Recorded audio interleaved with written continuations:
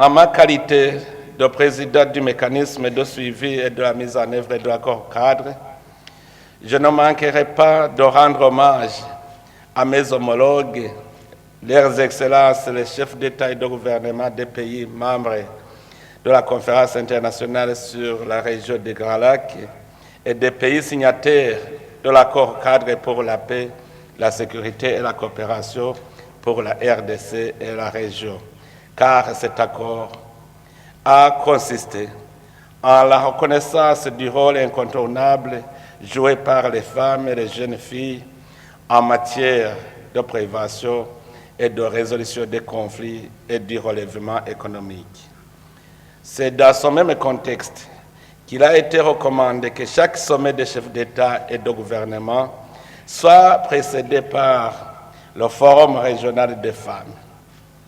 Dans ces rencontres préliminaires, les femmes des pays de la CIRGL se rencontreraient et se concerteraient pour se convenir sur leurs contributions à la recherche d'une paix durable dans la sous-région, ainsi que les stratégies de mise en œuvre des plans d'action et de stratégies de consolidation de la paix, la prévention et le règlement des conflits dans la région.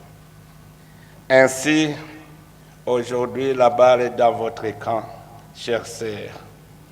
Vous avez tous les moyens de contribuer aux décisions prises par le sommet des chefs d'État et de gouvernement. Le présent forum, un espace vous est offert et un engagement ferme pour la prise en compte de vos suggestions pour le rétablissement et le maintien de la paix à l'est de la RDC et dans la région des Grands Lacs. Vous êtes appelés en deux temps.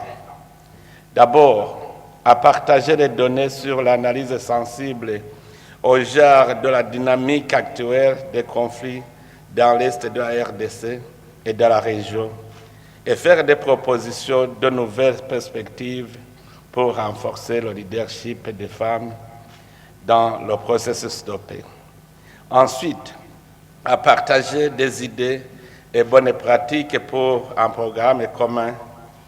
Ce programme commun visera à promouvoir le rôle de la femme dans les initiatives régionales conjointes en faveur du renforcement de la confiance, de la cohabitation pacifique et de la coopération. Ils viseront aussi la participation effective des femmes au processus de paix et pour les initiatives d'autonomisation économique de la femme. Saisissez et rentabilisez cette occasion pour discuter et dégager sans faux fuyant des stratégies pour provoquer des changements très significatifs et influencer le cours de l'histoire. Pour cela, nous vous prions de dépasser toutes vos sensibilités et susceptibilités pour vous mettre à la place de vos sœurs de l'Est de la RDC qui, au quotidien, sont victimes des conséquences du conflit à l'Est de leur pays et des autres États où la stabilité n'est pas effective.